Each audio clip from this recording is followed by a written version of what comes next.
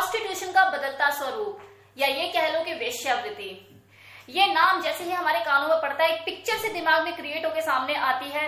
वो ये पतली पतली सी गलियां, काले मोटे अजीब से लोग दलाली करते हुए, भीड़ भाड़ का माहौल, फूलों की दुकान, चिकन मटन की दुकान, संगीत बजता हुआ, घुंघरूओं की आवाज बजती हुई। अब कितने लोग हैं जिनके दिमाग में एकदम से वो करीना कपूर का गाना बजने लग गया होगा कि मेरे फोटो को सीने से यार चिपका ले जरा फेविकॉल से। एक शरीफ आदमी उस रास्ते पर जाने से डरता है, लेकिन वहीं वो आदमी जो कि इस जगह का कीड़ा है वो अपने पैर रोक नहीं पाता है। ये जो प्रोस्टिट्यूट होती है ये कुछ उस तरह की फीमेल होती है जिन्होंने अपने ऊपर कहीं ना कहीं ठप्पा लगा लिया होता है कि हाँ ये वेश्या है। और इसके पीछे सबसे बड़ा रीजन क्या होता है? इनका बातचीत करने का ढंग, इनकी रूखी सूखी लैंग्वेज, इनका पहनना ओढ़ना, इनका उठना बैठना, ये सारी चीजें। लेकिन कुछ ऐसे भी लोग हैं जो कि सेम प्रोफेशन में है, सेम काम करते हैं, उसके बावजूद भी उन्होंने अपने ऊपर कोई स्टैंप नहीं लगने दिया कि हाँ ये वेश्यावृत्ति में इन्वॉल्व है। और यही रीजन है कि बदलते हुए टाइम के साथ जो प्रोस्टिट्यूशन का जो स्वरूप है, जो इसका चेहरा है, वो बदल चुका है। तो हम इसी के बारे में बात करेंगे कि कैसे इसके अंदर इतना चेंज आया है। जैसे कि कॉल गर्ल प्रोस्टिट्यूट, इनको पहचानना बहुत ही मुश्किल होता है। अच्छे घर की लड़कियां होती हैं, मिडिल क्लास की, अपर क्लास की, इनके चेहरे पे कोई ऐसा लिखा नहीं होता कि हाँ ये प्रोस्टिट्यूट ही हैं। ये जब रूम तक पहुंच जाते हैं उसके बाद पता लगता है अच्छा जी ऐसा है। ये एक तरह से सरप्राइज होता है, और जब ये सरप्राइज आइटम आपके सामने आएगा तो उसमें एक क्लास होगी, एक स्टैंडर्ड होगा। इनके बात करने में पढ़ा लिखापन होगा, ये इंग्लिश भी बोल सकती हैं, और अगर हिंदी बोलेंगी तो बहुत तहजीब के साथ बोलेगी। सामने वाले को ये नहीं लगेगा कि यार कूड़ा खाने आ गया, और सामने वाले को ऐसा भी नहीं लगेगा कि यार ये ऐसी कोई नदी है जिसमें हर दूसरा बंदा अपनी नाव खींच कर गया है। तो ये बहुत तहजीब से सोच समझकर चीजें करती हैं और तरीके से बात करती हैं। आपको यही लगेगा कि हाँ कुछ लिमिटेड लोगों से ही लेना देना होगा इनका, और इनके अंदर आपको क्लास नजर आएगी, एक स्टैंडर्ड नजर आएगा। इसी तरह से वर्चुअल प्रोस्टिट्यूट, इसमें क्या होता है सारी चीजें ऑनलाइन होती है, ये ऑनलाइन सर्विस प्रोवाइडर फीमेल्स होती हैं। काम वही होता है सामने वाले को एंटरटेन करना, अपने कस्टमर को एंटरटेन करना, लेकिन सब कुछ कैमरे के सामने होता है। तो ये भी एक तरीका होता है, ये भी वेश्यावृत्ति में ही आता है, ये भी इसी का ही पार्ट है जिसमें आपको आपके हिसाब से चीजें एंटरटेन करी जाती हैं। ये भी एक तरीका होता है, जो कैम गर्ल होती है वो अपने कस्टमर की सारी इच्छाएं पूरी करती है, वो अपने ऑर्डर देता है और वो ऑर्डर का पालन करती है, लेकिन जो सारी चीजें होती हैं वो ऑनलाइन होती है, कैमरे के सामने होती है, फिजिकली यहाँ पे कुछ नहीं हो रहा होता। इसी तरह से स्पा प्रोस्टिट्यूट, अब स्पा में क्या हो रहा होता है, वहां पे हैप्पी एंडिंग का गेम चल रहा होता है। पूछा जाता है वहां पे कस्टमर से हैप्पी एंडिंग चाहिए, हाथ से चाहिए, मुंह से चाहिए। हर एक स्पा की बात नहीं कर रही, लेकिन कुछ स्पा ऐसे हैं जहां पर ये चीजें हो रही हैं। स्पा में डिल्डो, सेक्स टॉयज, ये सारे बिक रहे हैं। अब जो प्रोस्टिट्यूशन है उसका जो चेहरा है वो वक्त के साथ साथ बदल गया है। अब प्रोस्टिट्यूट का मतलब सिर्फ मेल को खुश करना नहीं, फीमेल को खुश करना भी है। लेस्बियनिज्म बढ़ चुका है, अब फीमेल खुद इतनी बोल्ड हो चुकी है, इतनी ओपन हो चुकी है कि खुलकर बोलती है, डिमांड कर दिया आई लव गर्ल, मुझे गर्ल चाहिए। वेश्यावृत्ति का जो रूप है वो इतना बदल चुका है कि अब फीमेल ही नहीं मेल भी वेश्यावृत्ति पर उतर आए हैं। पहले क्या होता था कि मेल ही फीमेल को हायर करते थे, लेकिन अब फीमेल भी मेल को हायर करती है अपनी सेक्सुअल डिजायर को पूरा करने के लिए। प्रोस्टिट्यूशन अब छिपकर करने वाली चीज नहीं रह गई है। कितने ही लाइफस्टाइल कपल हैं जो कि प्रोस्टिट्यूट को हायर करते हैं थ्रीसम एक्ट परफॉर्म करने के लिए। हस्बैंड वाइफ के बीच में कॉल गर्ल को जगह मिलने लग गई है, एस्कॉर्ट को जगह मिलने लग गई है। अभी डिपेंड करता है कि वो मेल है या फीमेल है। वेश्यावृत्ति अब गलियों तक सीमित नहीं रह गया है, वो आपके घर तक आ गया है, और ऐसे मेल फीमेल इस वेश्यावृत्ति में इन्वॉल्व हो चुके हैं जिन्हें आप पहचान नहीं सकते। फर्राटेदार इंग्लिश बोलते हैं, बढ़िया कपड़े पहनते हैं, महंगे जूते पहनते हैं, महंगी गाड़ियों में घूमते हैं, कैसे पहचान पाओगे? वेश्यावृत्ति अब उस लेवल पे पहुंच चुका है कि आप उसे पकड़ ही नहीं सकते। ट्रेन में भाग रहा है, एरोप्लेन में उड़ रहा है, मतलब बिजनेस क्लास की टिकट्स लोग बुक कराते हैं और वहां पर चीजें हो रही होती करके निकल रहे होते हैं। मतलब वो अब 100, 500, 200 रुपए में बिकने वाला जिस्म नहीं रह गया है। अब प्रोस्टिट्यूशन का मतलब सिर्फ ये नहीं रह गया कि हाँ मुझे झाड़ना है और निकलना है। अब वेश्यावृत्ति का मतलब हो गया है क्या तुम बीडीएसएम करना जानती हो, क्या तुम एरोटिक एक्ट्स कर सकती हो, क्या तुम मेरी मिस्ट्रेस बनोगी, मैं तुम्हारे जूते चप्पल साफ कर दूं। वेश्यावृत्ति का मतलब अब सिर्फ करने से नहीं रह गया है, वेश्यावृत्ति का मतलब अब कराने से भी है। सामने वाला खुद डिल्डो लेकर आता है और बोलता है कि मैं झुकूंगा तो मुझे कर दो।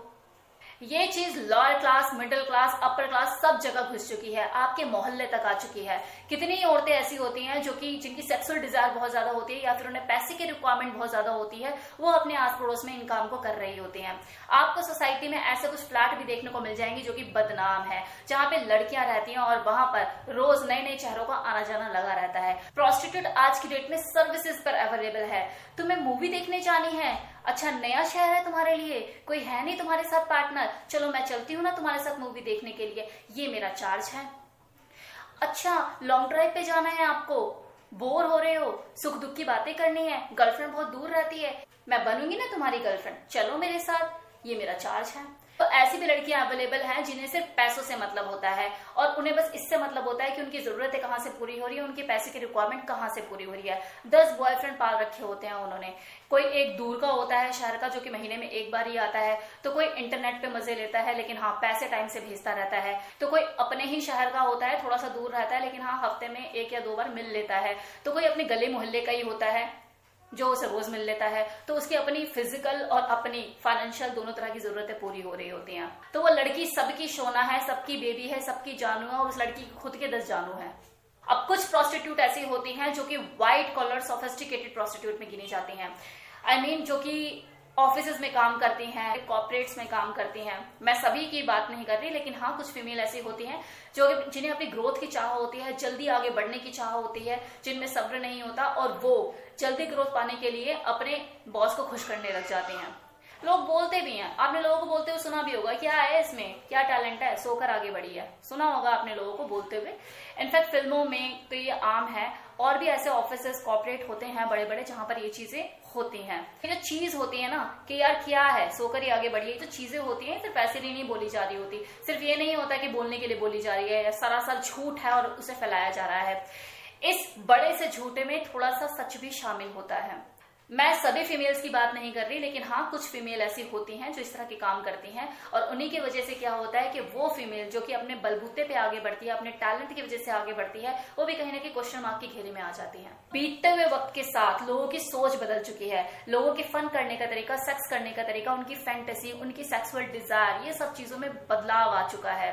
कपड़ों की तरह जैसे कभी बेल बॉटम चलता था, आज नैरो का जमाना है। प्रोस्टिट्यूट का मतलब अब सिर्फ फीमेल नहीं रह गया, प्रोस्टिट्यूट का मतलब अब ट्रांसजेंडर भी हो गया है और उसमें भी वैरायटी है। किसी को मस्कुलिन ट्रांसजेंडर चाहिए तो किसी को फेमिनिन ट्रांसजेंडर चाहिए, तो किसी को वो चाहिए जो उसे झुका भी दे और खुद भी झुक जाए।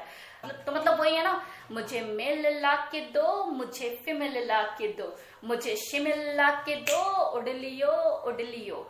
जैसे गाने बदल चुके हैं इसी तरह से लोगों का टेस्ट बदल चुका है। वो गाना था ना, मुझे चांद ला के दो, उडलियो उडलियो, तो इसी तरह से मुझे शिमिल ला के दो, उडलियो उडलियो।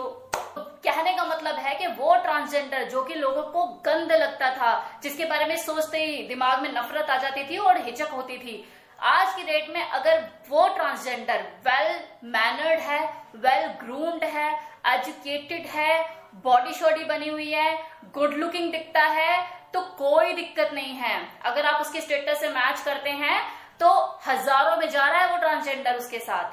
तो वैरायटी इतनी आ गई है सेक्स के अंदर कि इंसान पगलाया हुआ है, किसको पकड़े किसको छोड़े, किसको करे किसको ना करे, उसके डिजायर के हिसाब से, उसकी इच्छा के हिसाब से मार्केट में चीजें अवेलेबल हैं। फीमेल अवेलेबल नहीं है मार्केट में, लो तो 2 मिनट में तैयार है मेल फीमेल के रूप में। अब चलो यहां तक तो बात थी देसी प्रोस्टिट्यूशन की। अब क्योंकि ग्लोबलाइजेशन का टाइम है, टाइम बदल रहा है, तो जिस तरह से पूरा जो वर्ल्ड है वो ग्लोबलाइज हो चुका है। अब कोई पर्टिकुलर देश ये नहीं कह सकता कि मेरे देश में मेरे देश के ही लोग रहते हैं। इसी तरह से जो प्रोस्टिट्यूशन है वो भी ग्लोबल हो चुका है। बहुत सारे अफ्रीकन लड़के लड़कियां होते हैं जो कि पढ़ने के लिए इंडिया में आते हैं और वो यहाँ पर प्रोस्टिट्यूशन का खेल खेल रहे होते हैं। सबकी बात नहीं कर रही, लेकिन कुछ लोग ऐसे होते हैं जो इंडिया में आते ही इन चीजों के लिए है।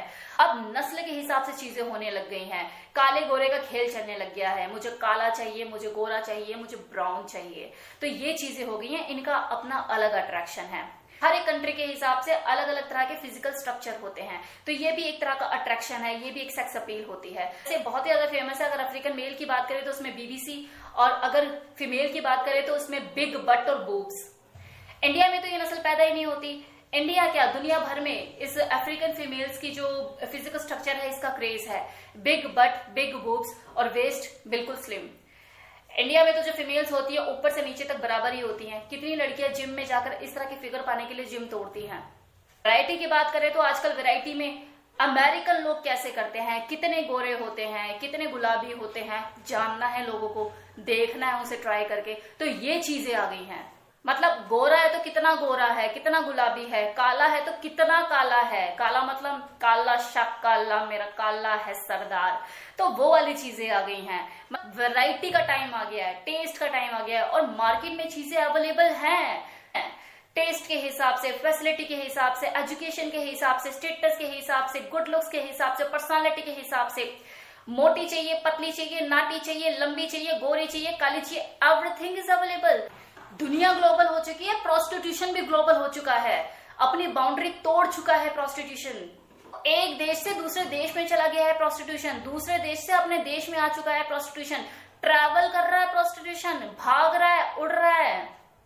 तो ये था मेरी तरफ से प्रोस्टिट्यूशन के बदलते हुए स्वरूप के बारे में इंफॉर्मेशन। कैसा लगा वीडियो बताना मत भूलिएगा, कमेंट सेक्शन में प्लीज बताइएगा, क्योंकि मुझे आपके कमेंट्स का बेसब्री से इंतजार रहता है। So thank you so much, thank you for watching this video. मिलते हैं नई वीडियो में किसी नई इंफॉर्मेशन के साथ। तब तक के लिए टेक केयर, बाय।